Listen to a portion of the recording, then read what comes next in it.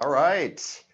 Welcome. Thank you for joining me. I'm Max Suzenaar with Minding Your Business, and welcome to the first installation of the Modernization of Associations. And today we are excited because we're going to be talking about the new era of evidence-based strategic planning. So I appreciate it. You're probably like multitasking, eating your lunch, texting, etc. So please take from this what you will. I will share that we've got a lot to go over today in a short amount of time. So let me just offer this up right at the start. That if you have specific questions we don't happen to get to today, I'm more than happy to field a call. Feel free to reach out to me on email or a call, and we'll talk more specifics. But let's go ahead and get started. First off, on this platform, you'll notice that there are a couple of tools that would be helpful for you to use. The first is the Q&A. So as we go through, if you have questions, please, you can put them in at any point in time. Towards the end of the conversation today, we're going to go ahead and respond to those. And also there is a polling tool. We're going to just do one poll momentarily. So if you take a look at it, it's pretty intuitive. So would like you to respond to that poll as well. So let's first talk about this. What do we mean by the whole premise of the modernization of associations? So one of the reasons we started or are starting with this whole category of education for folks is to work on or to provide insights from all the work that we've been doing with associations and nonprofits. So we're seeing some interesting transition. And as we all know, there's been a lot of disruption with the association model itself. And so these member-driven models. And it's been kind of a fascinating journey. So the modernization of associations, you might even stretch that to say there's some corporate protocol that really is needed in terms of the infrastructure in associations today. And so a couple of things. One is, we're seeing executive directors, and now there's more of a movement to CEOs and chief marketing officers and chief science officers. So we're having a different sort of infrastructure being put into place. This is really key. We need to kind of shift our mindset from members to customers. And let me explain to you what I mean by that. Our members clearly are our most loyal customers. They're the ones that are helping to provide education and volunteer, and also they provide a revenue stream for us. But if we think more broadly in terms of customers, and as an example, if I'm not a member of your association, but I attend your annual meeting once every 2 years, I'm really one of your customers. So we need to start to understand what is it that has drawn me to your annual meeting in the first place, and are there other opportunities to engage me, whether to full membership or just transactionally. So perhaps I would purchase more products or attend more webinars, etc. The other trend that we're seeing is, listen, if you look at the consumer world, let me give you an example. Let's say that you buy a pair of shoes on Zappos. Well, you'll notice that the next time that you go online to open up your browser, you'll see that there are banner ads specific either to Zappos or other shoe companies. So there's the way the consumer world is working, they're already leveraging, and to an incredibly sophisticated way, how to communicate and directly get in front of you those things that you think are important or of value. And so in that same vein, what we're seeing with associations, now that there's the infrastructures in place, people have their association management systems, and they're starting to integrate all of their data using technology. So we're getting those first steps there, but we've got to take it to the next step and say, well, what do we do with all the data that we have, and how can we leverage it so that we're more on target? So we want targeted improvement and development of assets, and I'm calling them assets, and those are things like all of the products and services that you're offering. So all of the benefits that you're offering to your members and to non-members. So what we want to do there is, through the data analysis, we can deliver more customized products and services that are relevant and of value by audience segment. The same applies, I know there's a couple of folks on the line that are marketers, and the same applies in terms of our targeted communications. The more we know about our audience members, the more we're going to be able to customize the communication so that we're not simply telling them everything we have to offer, but we can be more specialized and say, hey, Max Suzenaar, this is what we think is relevant to you based on your behaviors, what you're interested in, etc.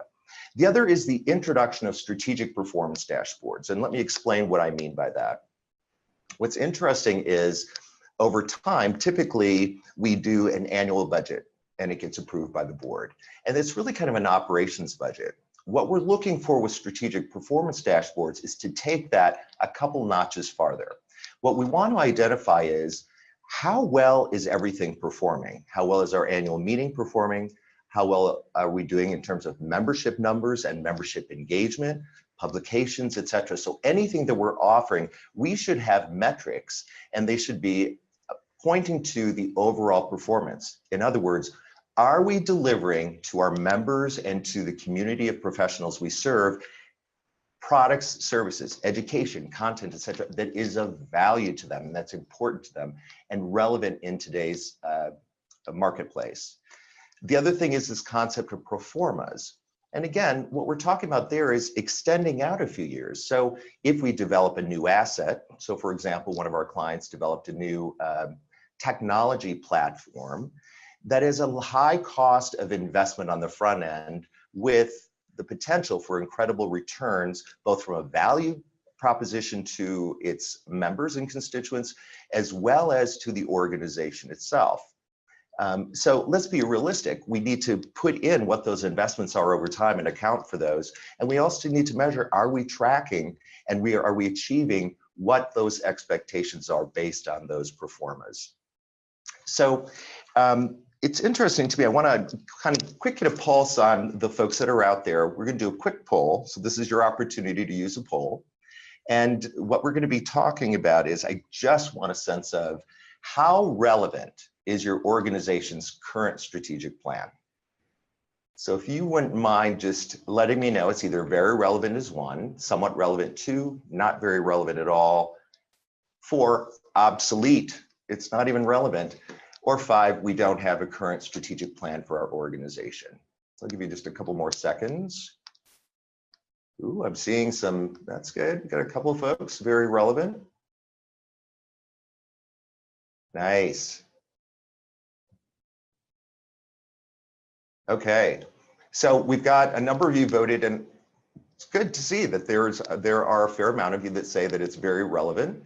A couple say it's somewhat relevant, and looks like one person said they currently don't have an overarching strategic plan for the organization. Good to know.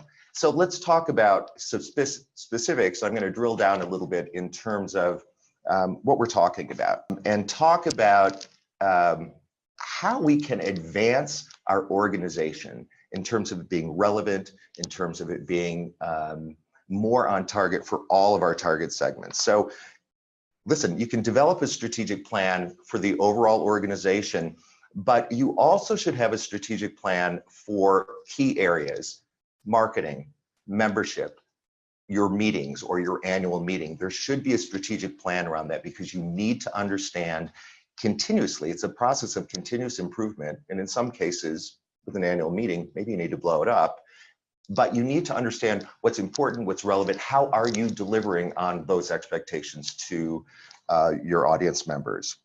So let's talk about what precipitates the changes for strategic plans. I'm sure you're all like dealing with these different scenarios. We have things like looking to attract and engage younger members.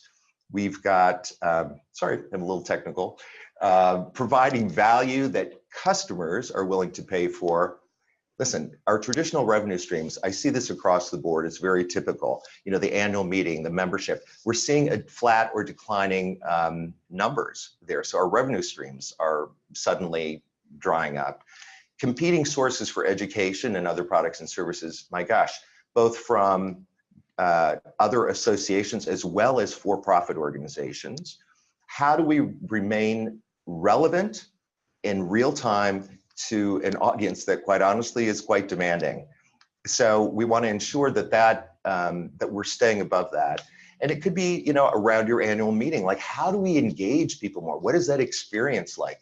So we have a lot of different pain points, and I'm sure you've got many more that are very specific to your organization, but it's very common out there. Now, the one thing I will say, and I love this, I stole this line, by the way, prescription before diagnosis. And what we mean by that is, how often have you gone to a board, we see where a problem is, and immediately the board starts throwing out tactics, solutions. Here's what we need to be doing.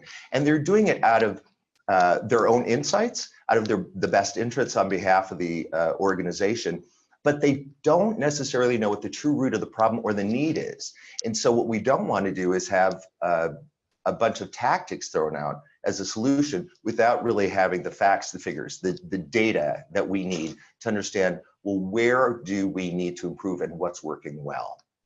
So a couple of things is, so we know that typically strategic planning, if it's for the whole organization, is on a timetable. And I'm a very strong believer in this. Your strategic plan should never be longer than 3 years. In today's environment, where there are so many disruptors, so much change happening, we simply can't afford to wait 5 years. Now, some initiatives you may have are longer term, that's fine. But in terms of keeping a pulse on what's happening, that needs to be with much more regularity in terms of what we're doing. The time, so it's precipitated by, maybe you've got a pain point that you're trying to correct, or maybe you're trying to be proactive. And again, we work with clients on both sides of that coin. What you're ultimately trying to do, though, is to ensure relevancy and grow your organization. So it's important that you do it right and invest the time and energy that you need to make that happen. Let's talk just a minute about what we mean by evidence-based strategic planning versus anecdotal. So historically, and I know you're seeing a slide on the screen right now, and you know, I could be one of those blue hairs sitting at the chair. You know, we're in an era where we need to have representation on our board of every single member of our constituency. So we've got different voices. And again, I applaud boards. I am a board member. You know, you're committing and volunteering your time, your expertise, your passion for the profession. But it doesn't always mean that you know exactly what is best for the organization. So historically, even in corporate America, very little in terms of facts and figures to really predicate and make decisions on outside of revenues, number of people that are engaged, et cetera. We need to take that way farther in today's marketplace and understand it's important for us to understand our audiences by segment, one size doesn't fit all, and serve up to them things that are relevant and important to them. So we need to understand what that means. So in an evidence-based strategic plan, and that's what we're going to briefly go through today, you're going to see a much more comprehensive view and perspective to give you the facts and the figures you need to make smart decisions moving forward. So this is going to involve getting the board, staff leadership, but in addition to that, your members and non-members, and we're going to show you what we mean by that momentarily. Let's also think about making the experience transparent. And by that, I mean, share with your constituents, listen, we are on a path here, on a journey to improve the overall value that we're providing to you. And so please join us, be a voice to let us know what's important to you, how satisfied you are, et cetera, with what we're delivering now so that we can make improvements and enhancements and bring new products and services to the table that are going to be relevant to you and help you excel in your professional life.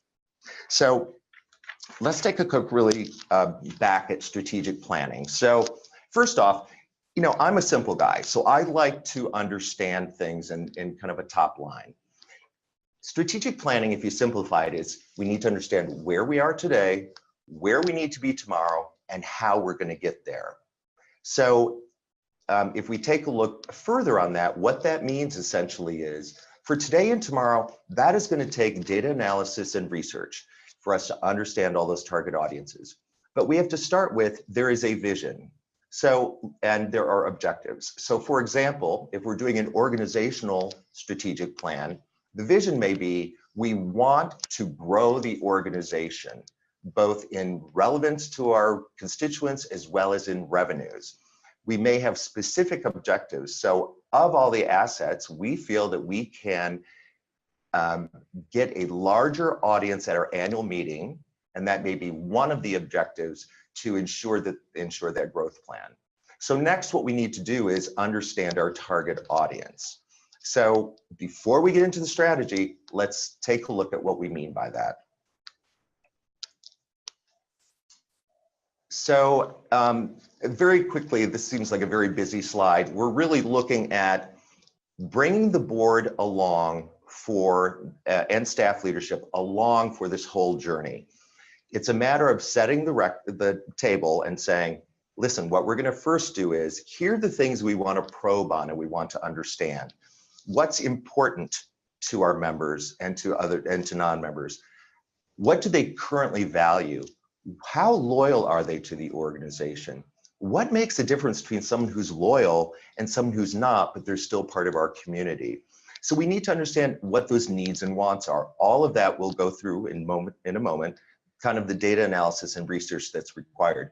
Once you go through that process, you work with the board and staff leadership to say, let's look comprehensively at all of this analysis. Here's where we're seeing opportunities. Those opportunities can be in terms of to grow a current asset, to develop a new asset that is not tapped into by anyone in the competitive marketplace, et cetera. So it provides you with the roadmap, the direction of where we can see where those opportunities. It also helps to point out, here's some threats that we need to be considering, because over time, these may create a problem for our organization long term. It's a process that you go through collaboratively with the board and the staff leadership, but you do need to have those facts and figures. So let's take a look further at that. So many organizations and their leadership think they know what their members and stakeholders want. Okay, but the reality is there's a lot more information and data and people that we simply don't know. So there are three key buckets: data analysis, primary research, and secondary research.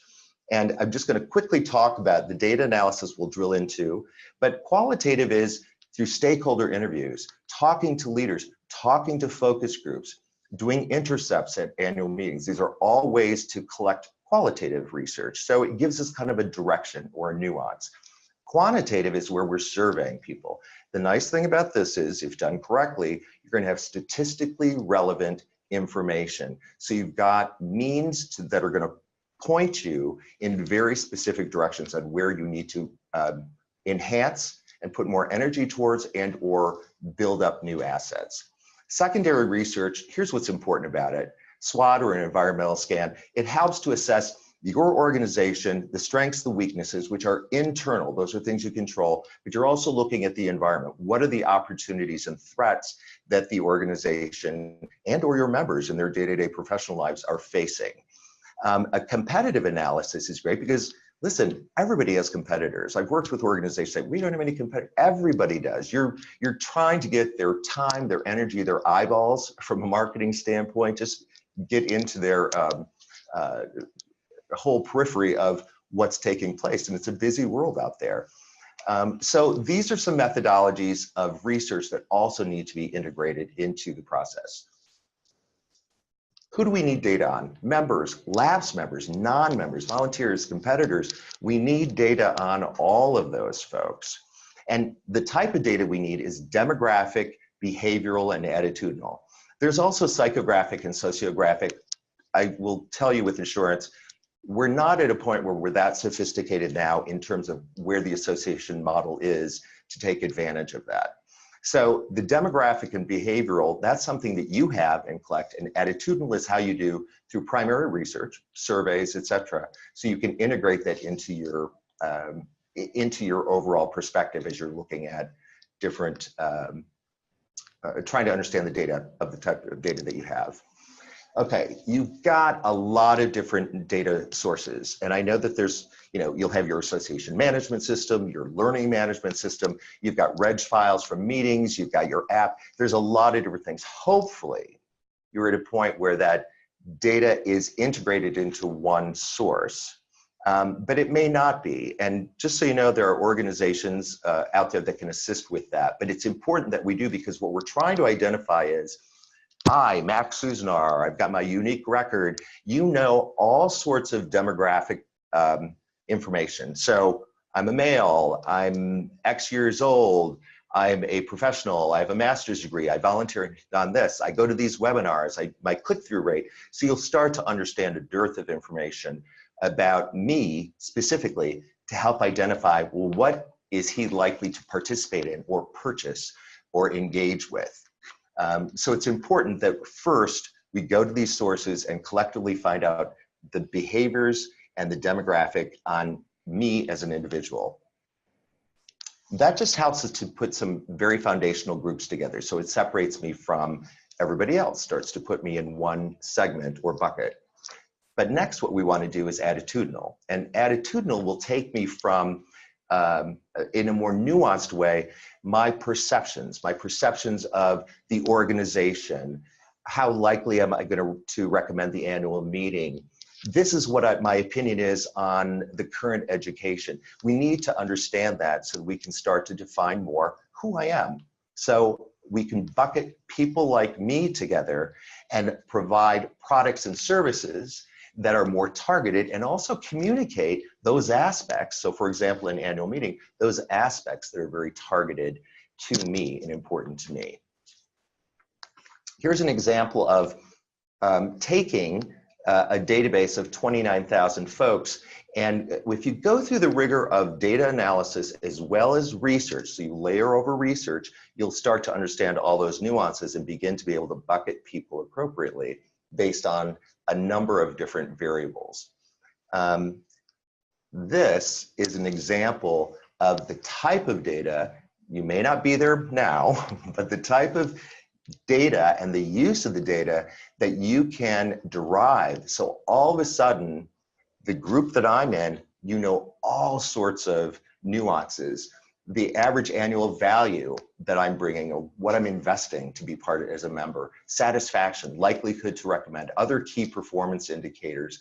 You'll see a composition of who I am likely to be. What am I likely to be interested in? So it gives you now a much richer base for you to start communicating and developing assets, etc. Once you have all of that, go to the next slide, you'll see that from there, the strategies will emerge. You know, this isn't a process that we say, now we may test on some things, but we don't know what the outcomes are going in. We're letting the evidence tell us where we have opportunities, where we need to bolster current products and services and increase value. It is a roadmap, it lays it out. And from those strategies, then we can take it to the next step and look at what are those tactics. So how are we going to, with the strategy to engage more folks, what tactics are we going to use in those specific incidences to bring it to life and to see how we're actually doing? We need to be able to measure that through metrics. So there are key metrics. And then of course, lastly, the marketing or communication is going to be, how do we share and target our communications to get the word out that we now have very targeted value propositions on the annual meeting, on these products and services, these benefits, the value of being a member. So in order to do evidence-based strategic planning, listen, you've got to get the engagement of the board and the staff. They have to understand the value of that. And I will rest assured, we deal with a lot of medical, scientific, academic environments where people are doing research all the time. This level sets, this brings everybody along because you cannot contest the facts and figures. It helps to bring everybody in to narrow the focus. What should we be doing in terms of developing a strategic plan? There also has to be a willingness to change and break tradition. I mean, that's going to be difficult for a lot of folks, especially in associations, but it is a value. May have to have potential changes in governance. We talked about creating a transparent communications approach, bringing people along for the ride. And it's also going to take an investment in time and money because everybody on your staff, volunteers, they're all very busy, but you do need to put the time and energy. It does require it, very simply. So that's kind of an overview of our new era of evidence-based strategic planning. Let me see if there are any questions now that I can answer for you. So we'll just pull up to see what kind of questions we have. And there are no open questions. So here's what I'd like to offer to you. Thanks for joining me. If you have any questions that are specific to you or your organization, feel free to contact me. My direct phone number, 312-870-7101. Happy to chat with you and help you think through what particular potential options you have.